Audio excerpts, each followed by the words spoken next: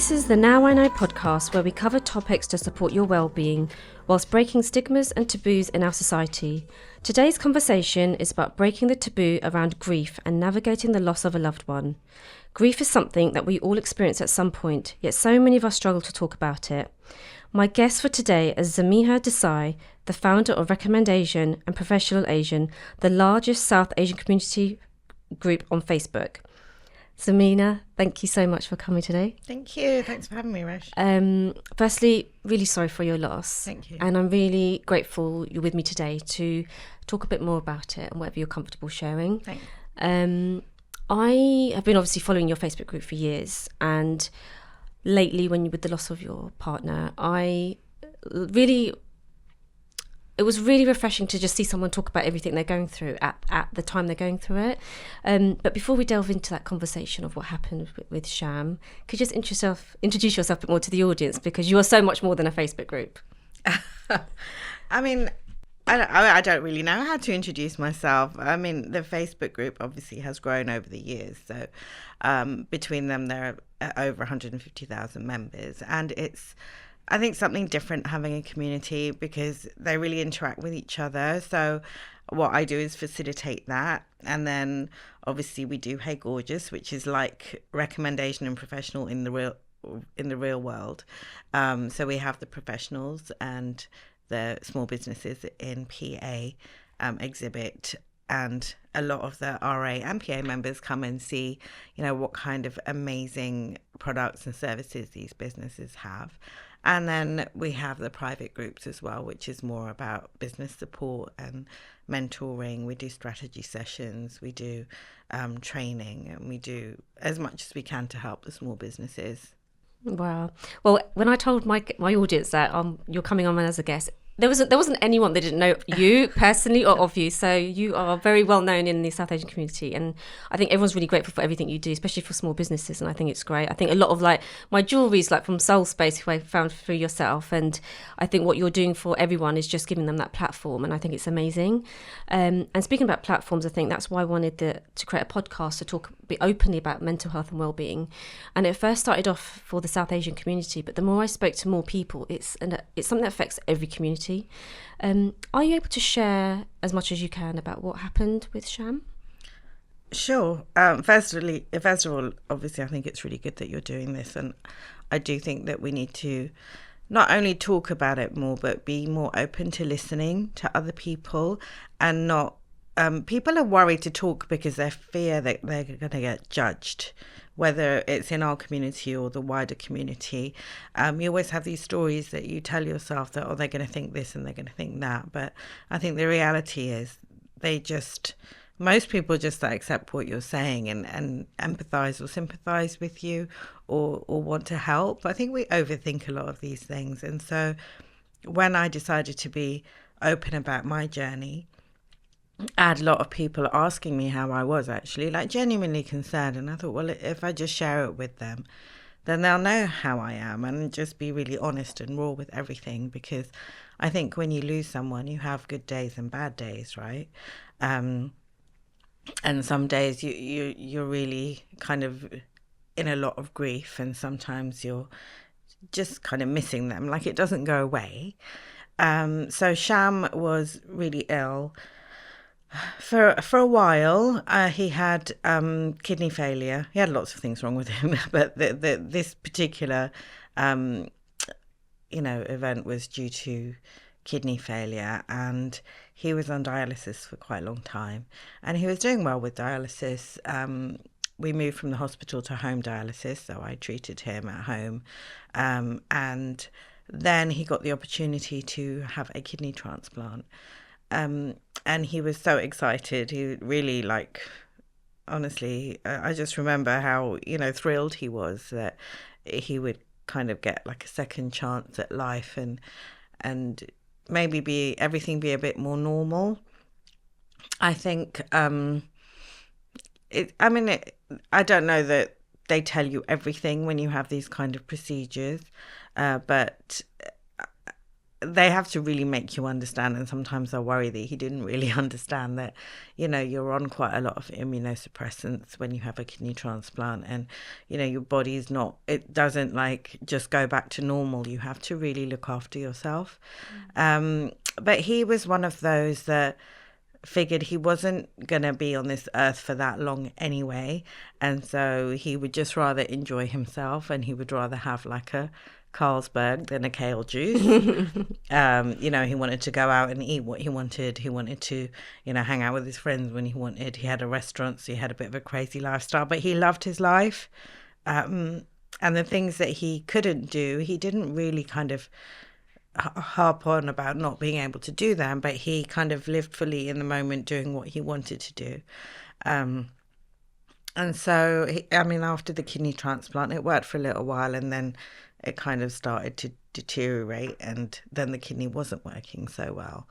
And I just feel like every time he had a bit of good news, he kind of had a knockback, or it didn't work out. And he was really resilient, and you would never know, like his outwardly facing composure in his face and everything, you wouldn't know that there was something like that wrong and he was feeling that bad.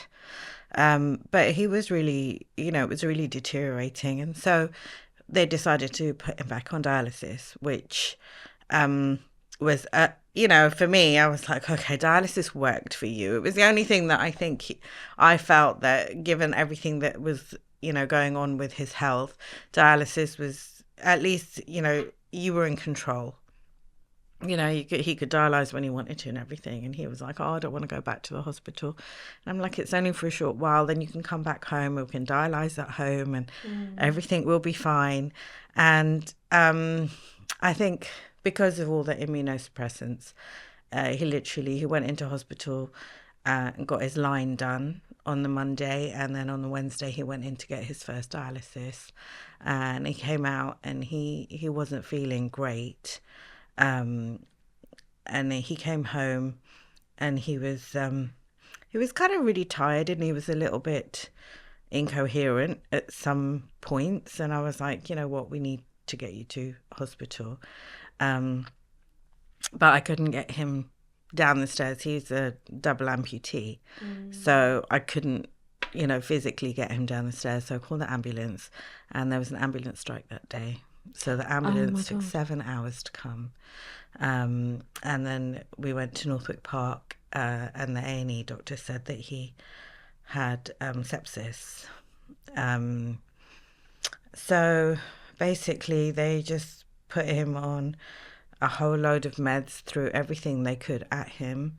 But I think he just didn't have enough to fight what was happening, because the pneumonia started and the heart was, getting pounded, and the blood cells weren't, fighting as hard as they would have liked it to. And he just slowly kind of deteriorated in hospital.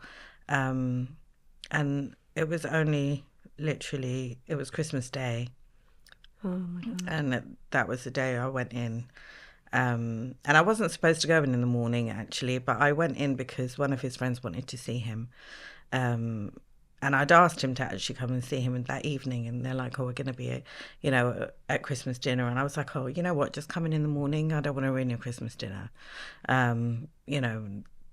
You'd have to drive and all that. I said, just come in the morning. It's fine. I'll meet you there. So I left all my my potatoes at home, because I was doing my bit for our Christmas dinner as well. And then I got in, and they said, he's got like 24 to 48 hours. We can't do any more than, we've tried everything. So I just went into kind of some weird mode, I think. I just told his cousin to ring all the family. I rang all my family, just got everyone into hospital to come and say goodbye.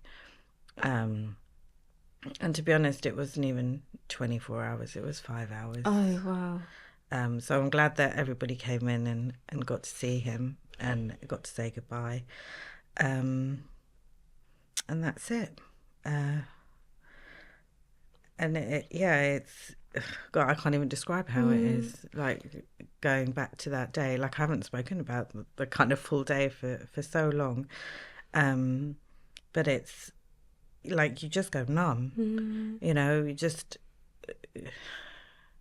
you know, you're so helpless, and there's nothing you can do, and you don't know how you're going to handle everything. And then the kids obviously are crying, and you know, his parents, and there was so much, and then you need to organise his funeral, and you know, there's so much you have to do, and you're just not prepared. And I wasn't prepared at all, because every time he was in hospital, he would always bounce back. Yeah. You know, and he was only 44. I mean, I knew he wouldn't live like a long life, but I didn't think that it would happen so quickly and like that. And it was at that point where I was thinking, oh great, he's going to back on dialysis, everything's going to kind of normalize a little bit more. And it was supposed to be a new lease of life, and it was a release of life, I suppose. Thank you for sharing that. Really, really grateful for you sharing what you just lived through. Before all this, you're obviously like a carer for him as well, isn't it? Before all of this happened, how did you look after yourself? Because you're there looking after him. What did you do for you? I mean, to be honest, I think that, you know, having your own business and being able to flex your time was, now I look back on it, it was the most invaluable thing, and it was the biggest gift to me to be able to do that, because I could go to hospital appointments with him. I could be at home. I didn't have to like go out to work and stuff like that. So I managed everything, but it was hard, obviously, because you've got the kids, you've got your work. You know, I had him, but he was like fairly independent too. And actually, I had a lot of fun with him. Like, we had a good relationship. So even when he was dialyzing, you know, we'd sit and, you know, watch TV or have a chat, or sometimes he'd go have a nap and I'd go off and do my thing. And, you know, we'd sneak out for lunch and we'd go out for dinners. And it was, you know, now I look back on it, I just think it's all a blessing. And I think with what you do for yourself, I mean, he was really, like, he was good to me as well. Like, he'd make sure I was looked after, and he'd like go and get yourself a manicure, and you know, he was really nice like that. He'd make sure that we had like nice holidays, and he was very much into like experiences. Like, I'm a bit tight, do you know what I mean? I'm like, oh, I don't want to spend money on doing stuff like that. But he was like, oh, you know, let's go. We went to Dubai, and he's like, let's take a helicopter ride, and let's, you know, rent a yacht for the day. And like me, I was like, oh, that's such a culture, man. I don't want to do that. Right? Yeah. But, you know, he was like, no, let's do this. And so he had like a zest for life that I didn't have, because I was like always so worried about, you know, how we were going to manage everything. But he was like, no, let's just enjoy ourselves. And I think, you know, he cared for me. I don't think I've ever been one for a massive amount of self-care as such. But, you know, he made sure that I had at least nice experiences. And sounds like he definitely lived life to the fullest. Yeah, and I think that's a big lesson for everybody, that, you know, you got, the money doesn't go with you, right? And the experiences are what stays with people for the rest of their lives. And when you can leave people with that, with, you know, and it doesn't have to be that you spend a lot of money. It could be that you just listen, or that you just care, or you make a phone call, or you make sure they're okay, you check in on people, you know, or when you go out, you know, even if it's for a walk, that you have fun, that you have good conversation, that you make people feel special. Those are the kind of things that people will remember. Yeah. You know, one thing I really like about is how you've talked about your emotions throughout this whole journey. You've been really open and vulnerable, so openly. And especially with a podcast, a lot of people share their story and they only see the impact after they've shared it. You know, like, you've done an episode and now the feedback you're getting from your audience is amazing. And I noticed that with yours as well. Your posts about how you were feeling were just you sharing your vulnerability at that time, but then the amount of people that are so relating to what you're saying, or being so grateful for you sharing that. And I know a lot of people, when they're going through the healing process, they sort of talk about the more you share and journal and write things down. I know you and I talked about journaling. It's not something like you and I really do, but that was sort of a bit of like a journaling moment, but sharing it with your audience. Did you find it really healing by doing it? Um, I mean, like it was. I found that the support was really like amazing. The way that people kind of connected and stuff, and it's not the kind of thing that people talk about so much. And you do go into like a bit of a shift. You start kind of questioning your faith, your religion, your God, your the afterlife, signs that are around you, if you're kind of normal or not, if you're sitting there wishing that there was like a scene from Ghost where like Yeah. Whoopi would just come up and like tell you that Sham was there somewhere, talking to you, and you want so badly to connect with them again, and it's just, I mean, it's impossible, but you want it so much. And I don't think people talk about it, like how you feel, and it's a lot about, oh, you shouldn't be going out yet, you shouldn't be doing this yet, you shouldn't be doing that yet. But the thing is, I was like, I need to be with my friends. I do need to kind of socialize a little bit. I needed to be with his friends as well. I needed to be with my family and his family. And like, I needed like lots of different things. It wasn't about, going out too soon or not respecting him. It was like quite the opposite, actually. It was almost like I needed to be kind of surrounded by things that he liked and people that he loved. And it's what he would have wanted for you as well. Yeah, I mean, that's the thing. You just wonder, okay, if the shoe had been on the other foot, what would I have wanted him to do? How would I have wanted him to live? And I wouldn't want him to be isolated and like grief-stricken. And I mean, I know Sham, and like I do think in this life he probably would have wanted me to be like that because of his ego. He'd be like, yeah, my wife loves me. Look how upset she is. Yeah. But I think, this is where all the spirituality and the beliefs come from. That when you transition to the other side, like there's no ego, there's just pure love. And, from that pure love, how would he want me to be? I mean, it doesn't mean that I, don't love him and I don't miss him every day and I don't think about him all the time, because obviously I do. Yeah. But I also have my life to live. I have, my children depending on me. I have my parents, depending on me. I have his parents who are still family. Like none of that goes away. Yeah. And our friends and everybody, they're still all around, and we all need to support each other as well. It's like it's very easy to go into my husband. Yeah. But you know what? It was, their son. It was his brother. It was his uncle. It was their nephew. That I'm not the only person that lost. Yeah. And so I think when we all kind of talk together and remember good times and, laugh about it or cry about it, it is actually, good to share with people that really felt that deep love for him. Absolutely. You said you sort of wanted to go out. Did you get people sort of saying to you, like, is it a bit soon? Did you get any of that? Nobody said it to my face. I didn't go out like immediately. Like I didn't want to go out for a while.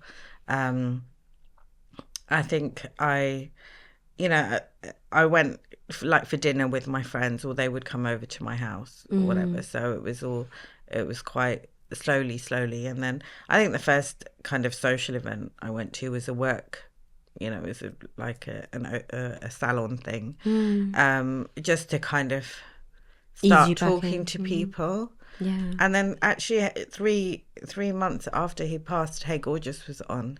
And so that was like, and the deposit had been paid, the everything was kind of being finalized and stuff, and I actually had like a big work project to focus on. And then obviously there were like, I think over the weekend we had 7,000-8,000 people visiting the exhibition, and there was a lot of blessings and a lot of nice things that people were saying to me, and it was strengthening. And when I went out, if people recognized me, I only kind of went local and stuff, and they'd all, say really nice things to me. Maybe some people did think it was a little bit soon for me to be out and doing stuff, but I think you have to do what makes you feel right. That doesn't mean I didn't spend days at home. Yeah.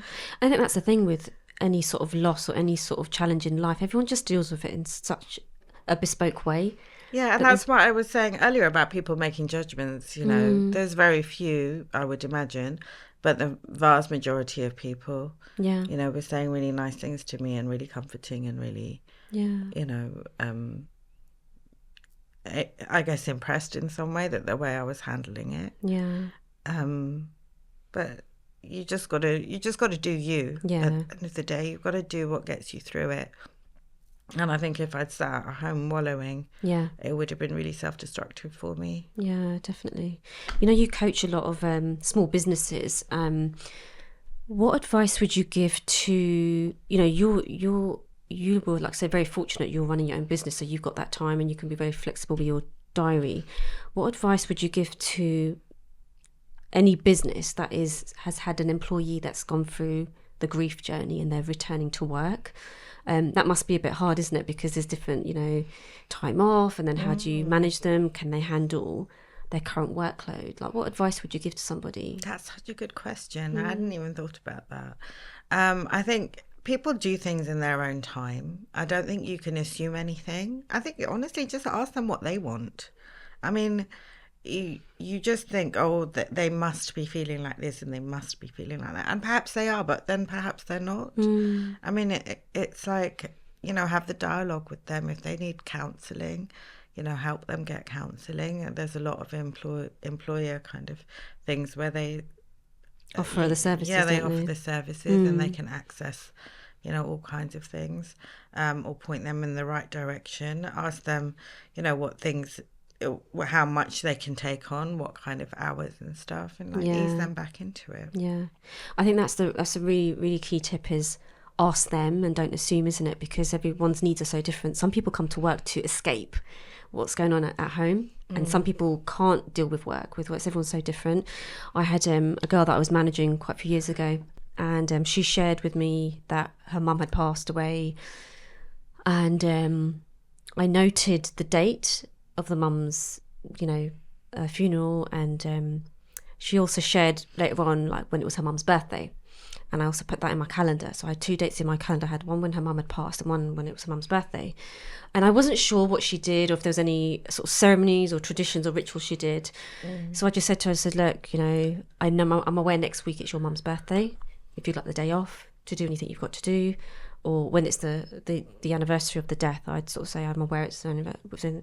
And it just, even though she didn't actually want the time off, she actually wanted to forget about it. It was just having that conversation and giving her the choice whether she's okay to come in or not. And I think that's right. I think that's what the advice I'd give is empathy is really important at that time, and creating that safe environment where they can just approach you.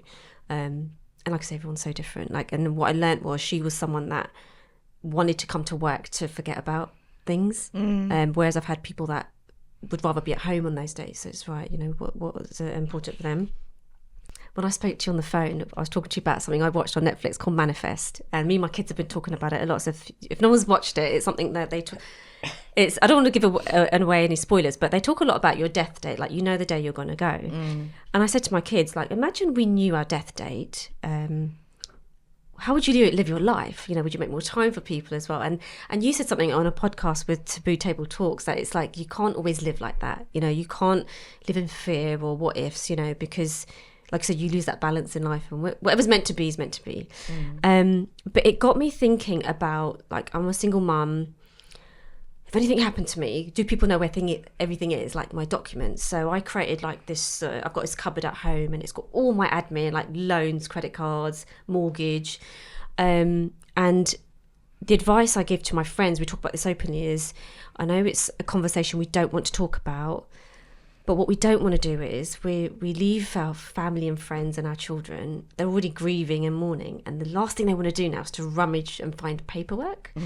Did you experience anything like that? Like the whole, oh my God, now I've got to sort out paperwork. Yeah. Sham is the most disorganized person. and I didn't know anything. And weirdly, the week that he passed, earlier that week, I had just kind of started writing my will, and I'd brought the paperwork home for him to do his, which he wasn't a big fan of paperwork, so he ignored me as usual.